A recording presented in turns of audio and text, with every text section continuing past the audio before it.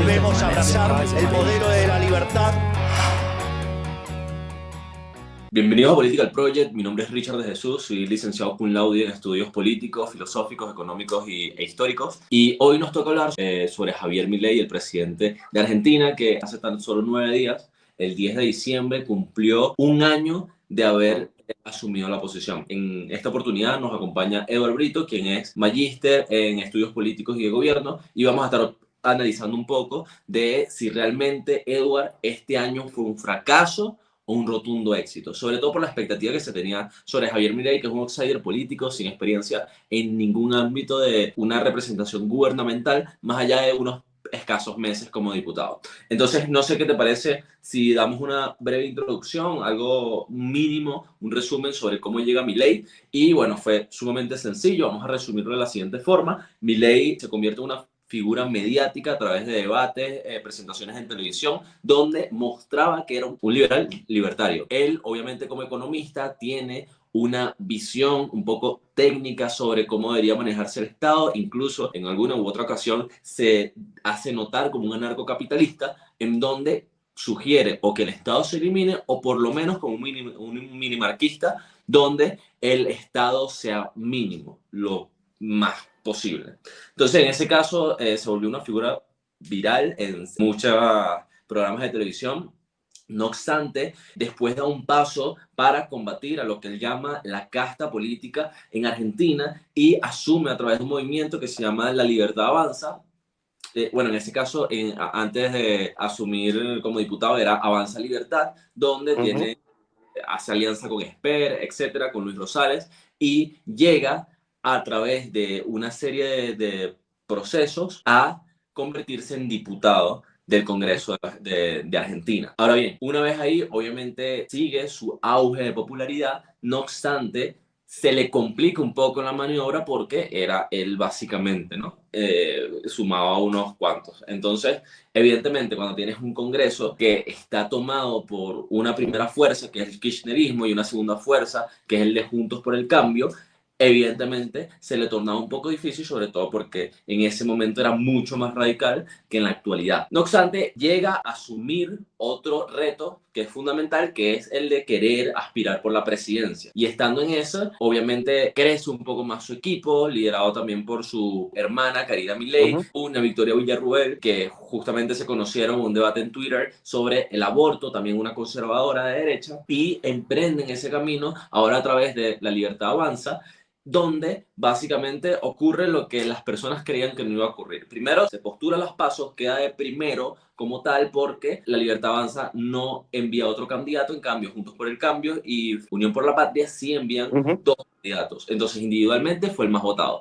Y en segundo lugar, llega nuevamente a la primera vuelta electoral, queda de segundo lugar Patricia Bullrich, queda de tercera y queda fuera de la contienda, y el ganador, aunque sabíamos que eso iba a poder revertirse, era Sergio Massa, que queda de primero. Para la segunda vuelta se une con Patricia Bullrich, gana la presidencia, suma el 10 de diciembre y todo el mundo creía que no iba a hacer nada. Pero ahora sí, Eva, habiendo dicho esa introducción sumamente rápido, te doy para que te introduzcas y también te hago una pregunta. ¿Fue un éxito o fue un profundo fracaso este año de Milei? Hola Richard, buenas noches a todos los que nos siguen por YouTube, por Instagram, por TikTok. Nuevamente de regreso. Como tú lo decías anteriormente, Javier Milei acaba de cumplir su primer año de gestión. Yo lo divido en 2 semestres. Un primer semestre muy complicado porque hay que recordar que La Libertad Avanza solamente tiene 8 diputados en el Congreso y 2 senadores. Entonces se le hace cuesta arriba tratar de llevar a cabo todas las reformas que él quería, principalmente en el ámbito económico, porque no iba a tener el apoyo y tuvo que realizar alianzas con el PRO, con parte de unos partidos políticos que no son de izquierda netamente, pero que tampoco eran de derecha. Entonces había como que una coyuntura ahí de con quién se iba a aliar que le diera garantías para poder proceder con todas estas reformas que quería hacer. Al principio se le fue muy cuesta arriba, por eso te digo, yo lo divido en 2 semestres. Entonces, bueno, se pudo ver una alianza. De hecho, en el gobierno de Javier Milei hay 3 ministros que son pro al gobierno de Macri o que conformaban el gobierno de Macri, y bueno, que ha funcionado una fórmula del PRO junto a la Libertad Avanza y ha hecho o se ha dado muy buenos resultados. Como te dije al principio, lo divido en 2 semestres porque el primer semestre fue muy complicado. A pesar de que la inflación, que fue uno de los puntos importantes que Javier Milei tomó como bandera de decir, bueno, yo si llego al gobierno, si llego a la presidencia, voy a bajar la inflación porque eso es lo primero que necesita Argentina para empezar a crecer económicamente. Efectivamente, podemos ver que la inflación bajó desde diciembre del año pasado, que Sergio Massa se lo entregó, o el gobierno de los kirchneristas se lo entregaron, en 25%. Hoy día podemos decir que noviembre cierra con 2,4% de inflación y posiblemente el mes de diciembre cierre con 1% o 1,8% de inflación. ¿Qué quiere decir eso? Oye, que la inflación de un 25 a un 2 en menos de un año es un récord, como lo plantean muchos economistas a nivel internacional y como lo dice el propio Javier Milei. Entonces, si tú me preguntas si es una derrota o si es un éxito este primer año de Javier Milei, yo sí considero que es un éxito, pero aún falta mucho. Siento que la punta del iceberg está empezando a salir y es mucho lo que le queda a Javier Milei por hacer. Hay que recordar que el nivel de pobreza que tenía Javier Milei cuando entró al gobierno era de 54%. Hoy día la Universidad de La Plata hizo o está haciendo unos estudios y estima más o menos que ese índice de pobreza bajó en 10 puntos, posiblemente 12 puntos. Entonces, quiere decir que eso va a llegar a niveles que tenían en el 2023. Eso es un punto positivo porque un país con 53% de pobreza es un país que no rinde, o sea, que económicamente no es estable. Entonces, la inflación junto al nivel de pobreza y algo muy importante que fue una de las promesas que dio Javier Milei al principio, que fue el déficit cero. Lograron recortar de 18 ministerios a 9. El gasto público lo eliminó, por lo menos en las obras públicas la eliminó de tajo, y esto ayudó a que el Banco Central, que es un tema muy polémico, tenemos que recordar que en principio Javier Milei decía que él iba a colocar una bomba al Banco Central de Argentina, porque era el que emitía moneda y que la emisión de esa moneda provocaba inflación. Hay que recordar que Milei viene de la escuela austríaca de economía y prácticamente esto es lo que se plantea en la escuela austríaca. No vamos a financiar el Estado debe ser lo más pequeño posible, así como lo está haciendo Javier Milei, que bajó de 19 ministerios a 8, y colocar el Estado muy pequeño y no emitir la moneda. Eso le ha dado a Milei una influencia internacional muy grande. Entonces, siento que sí, la respuesta en esta primera pregunta que me estás haciendo, siento que sí, es exitoso, pero aún faltan cosas. No es rápido. Hay que recordar que el kirchnerismo estuvo prácticamente 25 años en el poder y solamente tuvieron una variación hace 8 años cuando el gobierno de Macri, pero que no lo dejaron impulsar todas las medidas que él quería. Al final, posiblemente Macri mejoró un poco en la economía, pero los 4 años no le fueron suficientes. ¿Qué hizo Milei? Milei está haciendo lo que no se atrevieron muchas personas en el pasado de reducir el Estado.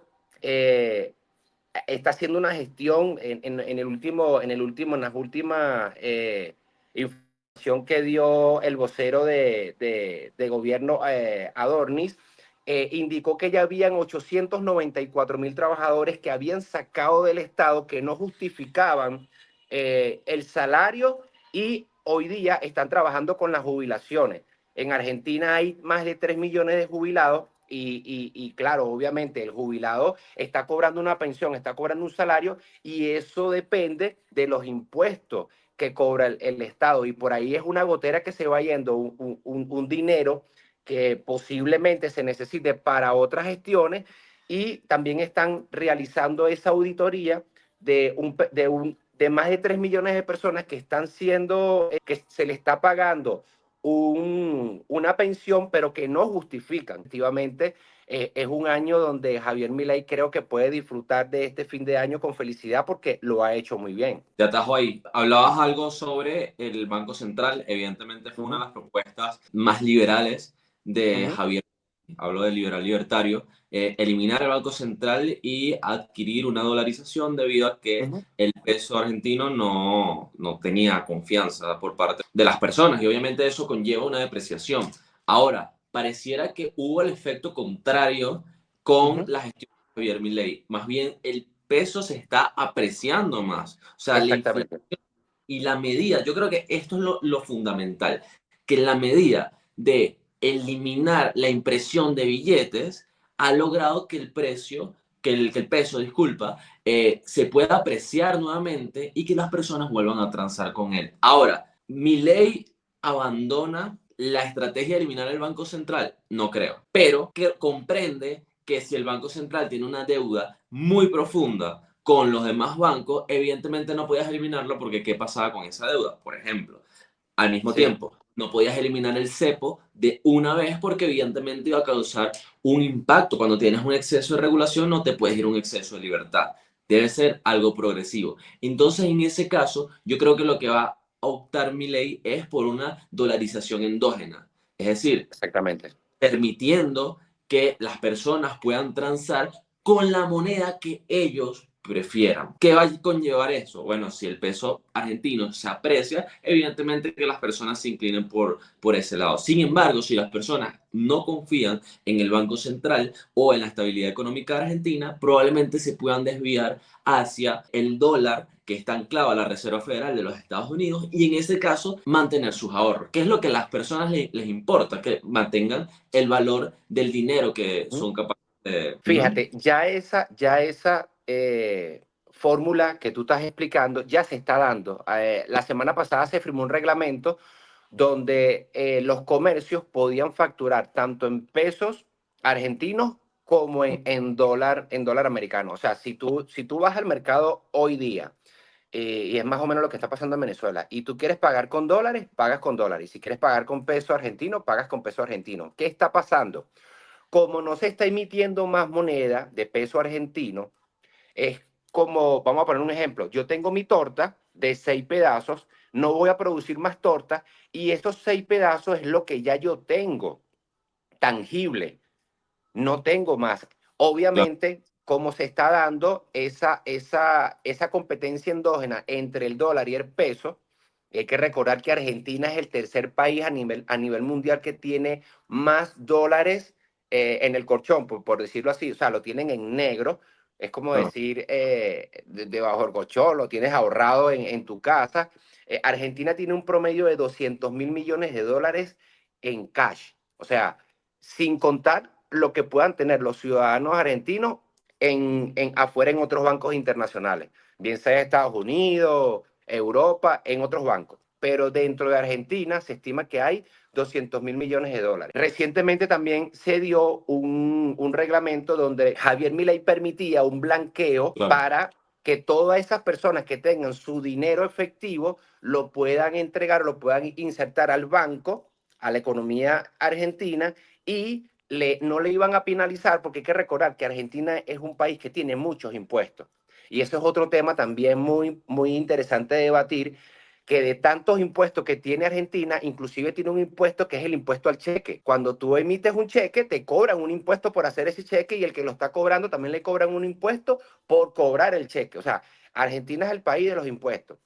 Hablando de impuestos, creo que hay una reglamentación que va a surgir a partir del primer trimestre del 2025, donde solamente Argentina va a tener de 6 a 9 impuestos. El resto van a salir. Claro. ¿Para qué esto? Esto se está haciendo para poder liberar el cepo, pero para poder liberar el cepo, que es a lo que yo quiero llegar, se necesita que el Banco Central tenga una reserva más robusta.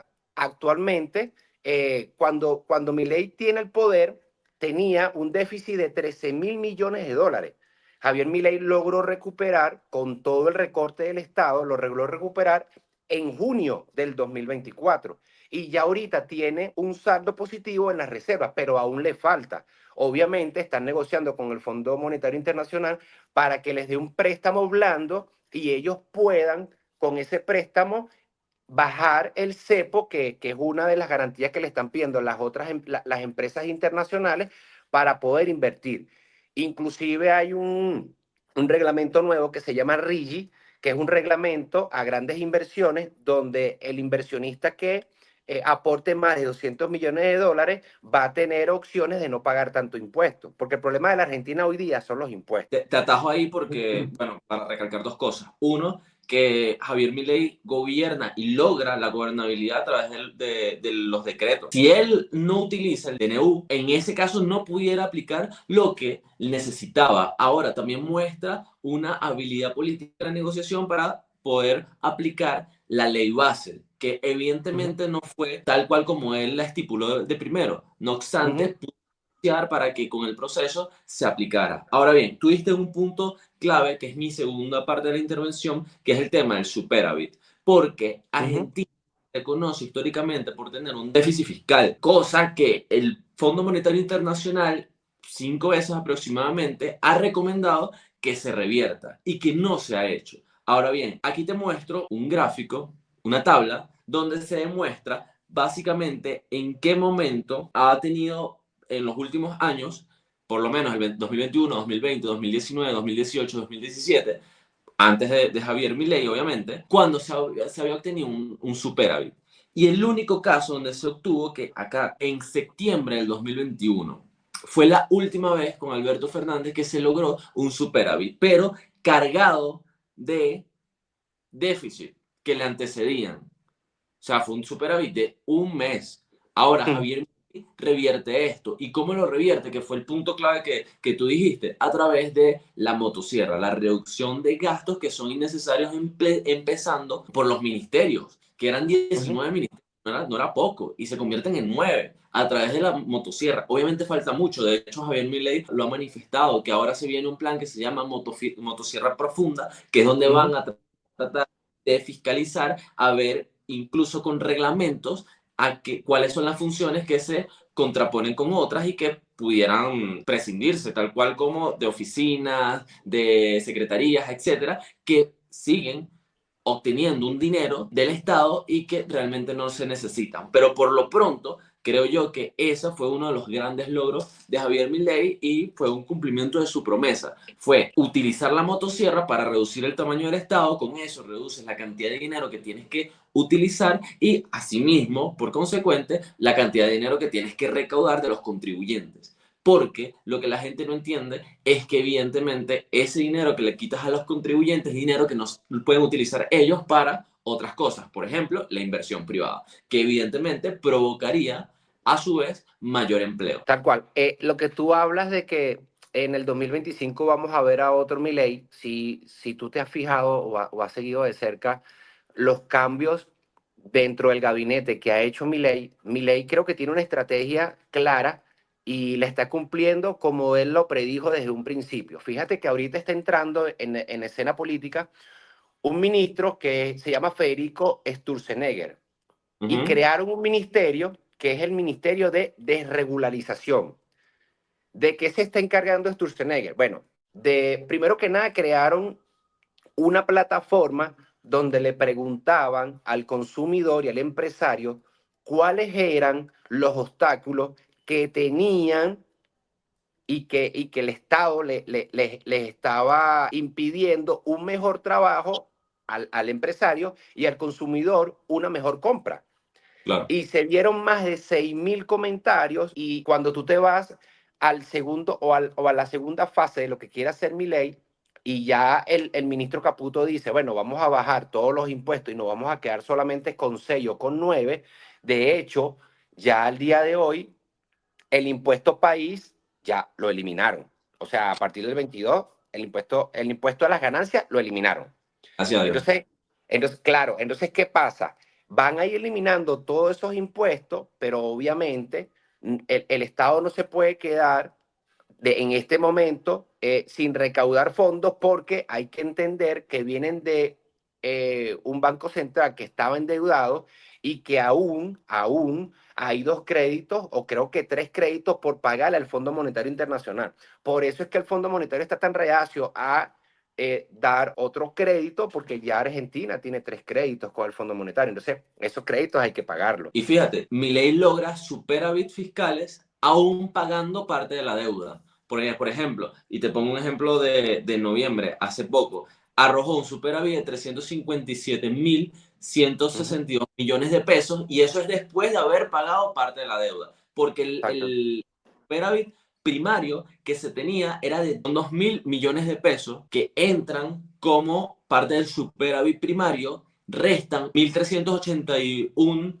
millones a través del pago del interés de la deuda y les queda aún 357.162 millones de pesos como superávit. Es decir, Ujú. no se ha desvinculado de sus compromisos que tiene con la deuda que ellos no adquirieron, sino que es una deuda heredada del Estado. Ahora bien, Exacto. quisiera pasar a otro punto que me parece fundamental, y es el efecto colateral que hubo socialmente el aplicar estas medidas económicas, porque han sido las principales críticas que se han hecho en contra de Javier Milei. De hecho, una vez que él asume en enero, automáticamente hay unas protestas Ujú. justamente criticando el tema de la pobreza. Evidentemente lleva un mes, pero bueno, ¿qué opinas de esta parte social sobre todo? Fueron muchas protestas las que se dieron. Hay que recordar que en Argentina el sindicato tiene un poder político muy importante, pero Demasiado. que eso con un reglamento que aprobaron en asamblea de no más piquetes, y ahí sí le doy un punto positivo a Patricia Bullrich, que implementó el plan donde, ¿qué pasaba?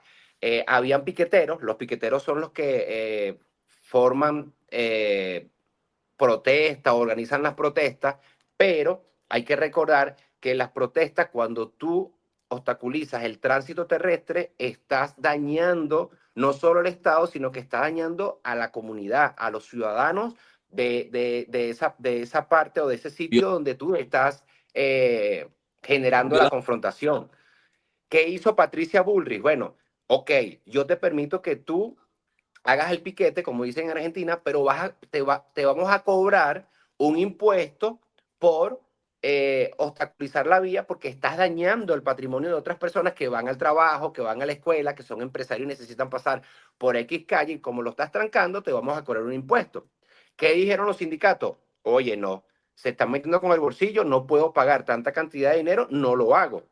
Entonces, Patricia Burri fue fundamental en ese plan para evitar los piquetes. Al principio sí se dio, obviamente, pero luego creo que la última concentración importante fue la de las universidades, donde hubo más de 200.000 personas que protestaron porque pensaron que Milei iba a quitar los recursos a las universidades, y lo que Milei estaba planteando era que si el Estado dota de un dinero importante a las universidades, él quería auditarlas porque quería saber qué se está haciendo con ese dinero. ¿Por qué?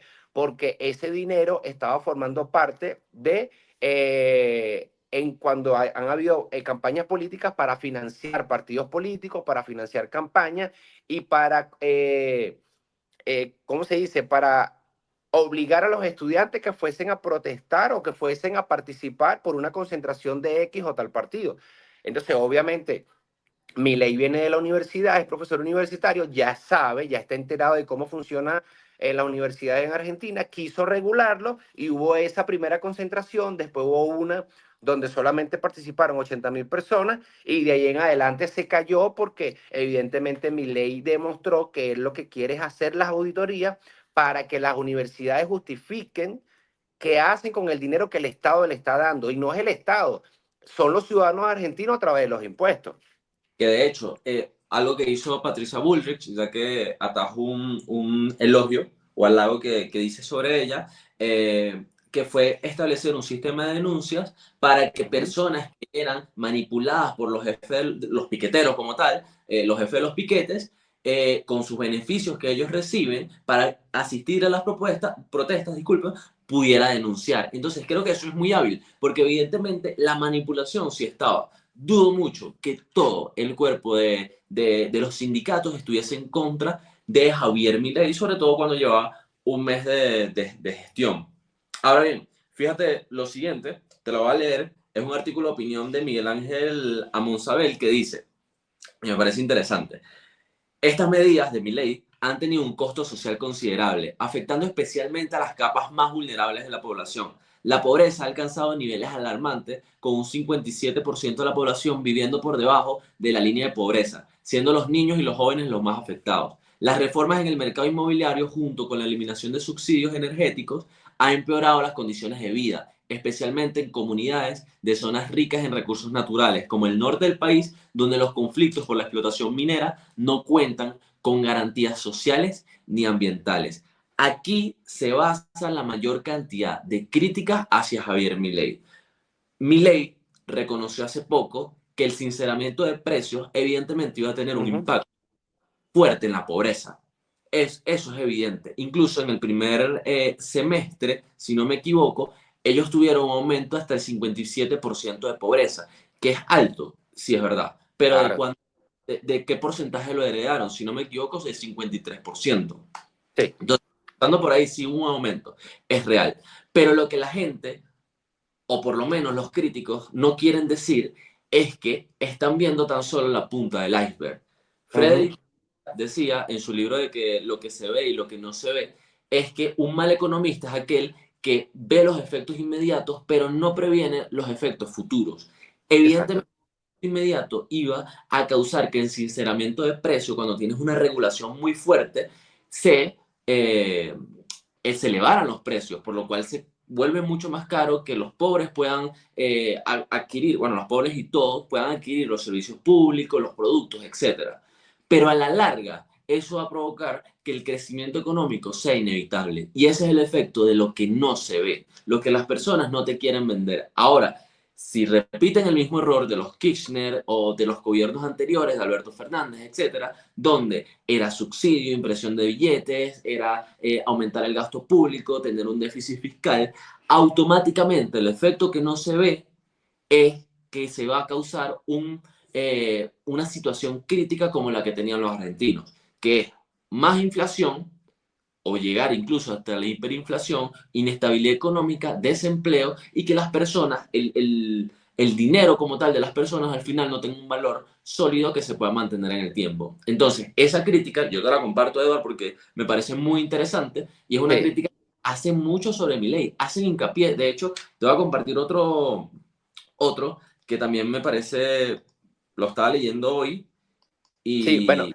mientras lo busca, te voy a dar mi opinión en cuanto al tema de la inflación y el tema del valor real del peso hoy día. Pero, ajá, muéstrame el hilo.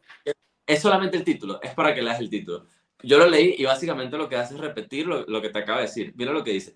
Los 10 hitos de la crueldad de Javier Milei a un año del inicio del gobierno, las medidas económicas que impactaron en el bolsillo. Solamente te comparto el título para que Sí, puedas. bueno, fíjate, es un tema y lo dice mucho Laje, lo he estado viendo en las últimas conferencias y es un tema cultural. Fíjate, en Argentina, y lo estuve viendo hace 2 días en una comparación que estaban haciendo los argentinos de La Nación Más, que es siento que es el canal de televisión que tiene eh, más criterio y más lógica a la hora de hablar de política en Argentina. Ellos comparaban una chaqueta que se fabrica en Argentina, que en Argentina para comprarla tienes que hacer la inversión de $500, pero esa misma chaqueta es importada, es exportada a Chile y en Chile esa misma chaqueta te vale $250. Entonces, ¿qué pasa en China que no hay en Argentina? Competencia, que es lo que quiere hacer Javier Milei. Javier Milei quiere una competencia en todos los ámbitos para que obligatoriamente los precios bajen. Porque si nos ponemos a ver, lo que hay es un monopolio, donde las empresas, obviamente en Argentina no hay regulación de precios porque mi ley está en contra de eso. Él siempre ha creído en la libertad y en la competencia entre empresarios. Él dice y lo afirma, él no va a poner precios, pero la competencia va a conllevar a que cada uno sincere los precios. La canasta básica ha disminuido en el segundo trimestre casi 8% de los precios. ¿Por qué no es rápido? Obviamente porque el argentino, y vuelvo a la cultura, no están del todo creyendo de que esta inflación se va a mantener al tiempo y de que sea sostenible todo esto que está haciendo Javier Milei.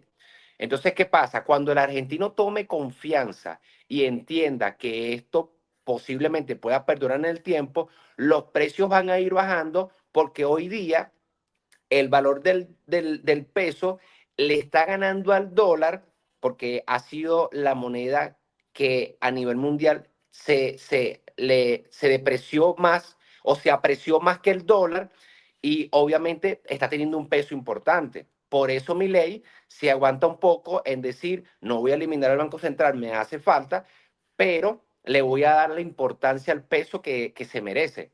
Entonces, ¿qué pasa? Esta batalla cultural, si los argentinos logran en estos 4 años de Milei pasar la prueba, yo creo que como las predicciones que se están dando, que Argentina puede crecer 4,5 anual del PIB, en 10 años van a crecer 50% y es un país que pudiera competir fácilmente con cualquier país del primer mundo. Entonces, es interesante lo que está pasando con Argentina. Y que no sería la primera vez. En siglo XX, Sí, Argentina fue uno de los principales potencias a nivel mundial, al menos en estabilidad económica. sí, Eh, sí. en, en este caso, creo que para ya ir dándole cierre a este live, que me ha gustado muchísimo, creo que es importante dar nuestras expectativas y creo que la principal expectativa es que, como lo decía anteriormente, hay un crecimiento que evidentemente conlleva un sacrificio inmediato, pero Ujú, la pregunta sería para quienes nos ven, ¿qué clase de crecimiento, mejora que tú hagas en la vida no conlleva un sacrificio? Al final todo, si tú quieres cubrir una necesidad, tiene un costo en todos los ámbitos de tu vida. Pasa cuando vas al gimnasio, pasa cuando tomas buenas decisiones o te vas por el buen camino en vez por el malo, cuando vas a estudiar, etcétera. Hay un sacrificio. Y creo que este año que pasó y tal vez inicios del siguiente conlleva a ese sacrificio para un bien futuro para los argentinos, que es un crecimiento económico que se está dando. Es decir, que haya revertido la inflación de 25% a 2,4% es un logro increíble, o sea, increíble.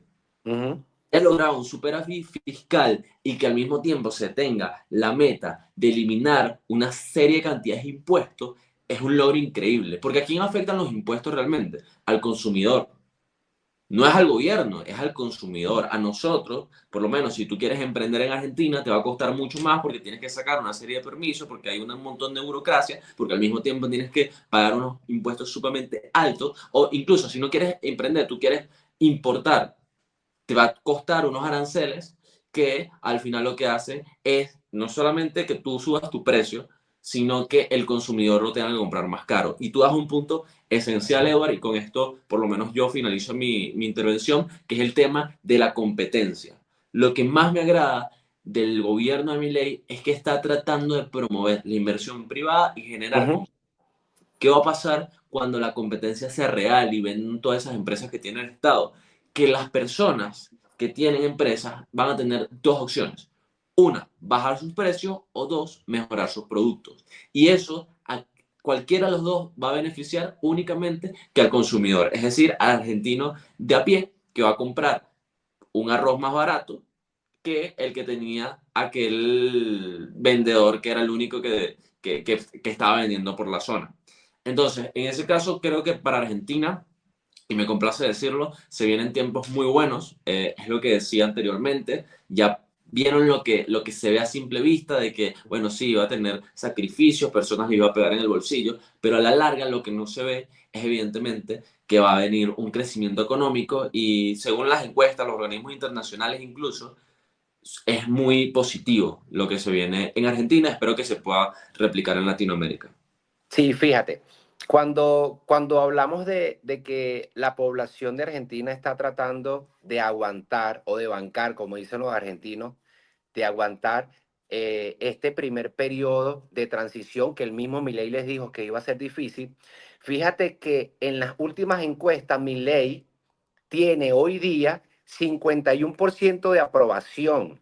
Tiene 3 puntos por encima de lo que tenía cuando ganó la presidencia. Entonces, con todo el recorte que hizo, el recorte del Estado, con todos los trabajadores, que han sacado del Estado casi 1 millón de trabajadores y que aún así Milei tenga el 51% de aprobación, quiere decir que el argentino está consciente de que es un proceso duro, pero que lo están aguantando. ¿Hasta cuándo pueden aguantar? Creo que este año 2025 va a ser crucial para Milei, va a tener que tomar decisiones rápidas para que ese aguante que tienen los argentinos no se le convierta en sal y agua y empiece a perder, primero, la aprobación que tiene y segundo, la gobernabilidad.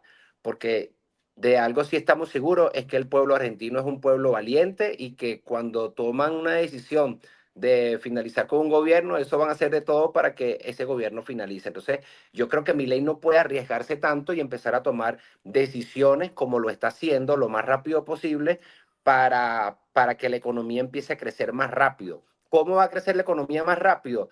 Con la inversión privada. Pero ¿cómo va a llegar la inversión privada a la Argentina? Eliminando el cepo. Pero el cepo lo van a eliminar con la ayuda del Fondo Monetario. Entonces, fíjate algo muy importante que está haciendo Milei en estos últimos meses. Su relación con Italia, su relación con Israel, su relación con Trump, porque Trump tiene mucho poder de decisión a la hora de dar una recomendación al Fondo Monetario para que den el crédito y él puede hacer como una especie de fiador para que Argentina rápidamente pueda empezar a crecer. Porque ¿por qué Tesla no ha llegado a Argentina? Por el cepo. Porque otros grandes inversionistas a nivel de minería, a nivel de gas, no han llegado a Argentina por el cepo, pero una vez que se elimine el cepo, te garantizo que va a haber mucha inversión privada y eso va a hacer que el gobierno, que el Estado, que el país per se empiece a crecer muy rápidamente. Y quiero cerrar mi exposición con algo bien importante y es la situación geopolítica que se está manejando hoy día. Fíjate que en la asunción de Donald Trump el 20 de enero solamente invitó a 5 mandatarios confirmados. Meloni de Italia, Milei de Argentina, nuestro amigo Bukele de El Salvador y Xi Jinping. Obviamente Xi Jinping porque siento que Trump va a querer, en vez de pelear con Xi Jinping, ponerse de aliado para que entre los dos buscar de que la economía global empiece a crecer, porque hay que estar claro que China está pasando por unos momentos de crisis a nivel económico y creo que el estar del lado de Estados Unidos le va a favorecer más que estar en contra de él. Entonces, hay que tomar bien, con detalle, todo el juego geopolítico que se está dando, en especial en el 2025, porque eso va a ayudar tanto a la Argentina como a Italia, que también tiene problemas económicos fuertes, pero lo que más me agrada es que el gobierno de El Salvador va a tener esa alianza al gobierno de Donald Trump, cosa que no tenía con este gobierno que está saliendo, y que bueno, que Latinoamérica puede empezar a crecer de la mano de estos países que están dando como que la batalla cultural, si se pudiera decir así, para que mejoremos en nuestra calidad de vida y bueno, y que nuestra población pueda ser feliz, que es el principio y el final de toda esta lucha que siempre hemos tenido. Sí, evidentemente tienes razón. Creo que otro video sobre política internacional deberíamos hacerlo urgentemente. Y cierro con algo que tú dijiste y es la popularidad de Milei. Expectativa para el 2025, que Milei aproveche esa popularidad para seguir ganando espacio, sobre todo en el Congreso, que es sumamente necesario. Según Opina Argentina y Poliarquía, ambas encuestas dan de 53 a 56% de popularidad para Javier Milei en términos de este primer año de mandato. Entonces, ya la palabra queda para los espectadores. ¿Qué opinan sobre Javier Milei? ¿Realmente fue un éxito o fue un fracaso este primer año? Evidentemente hay muchos retos, sobre todo en el tema de seguridad, también un tema importante para Javier el próximo año, pero queremos saber qué es lo que opinan ustedes. En este caso, eso fue todo por hoy. Mi nombre es Richard de Jesús, me acompañó Eduardo Brito y nosotros somos Political Project. Bye. Gracias, hasta la próxima.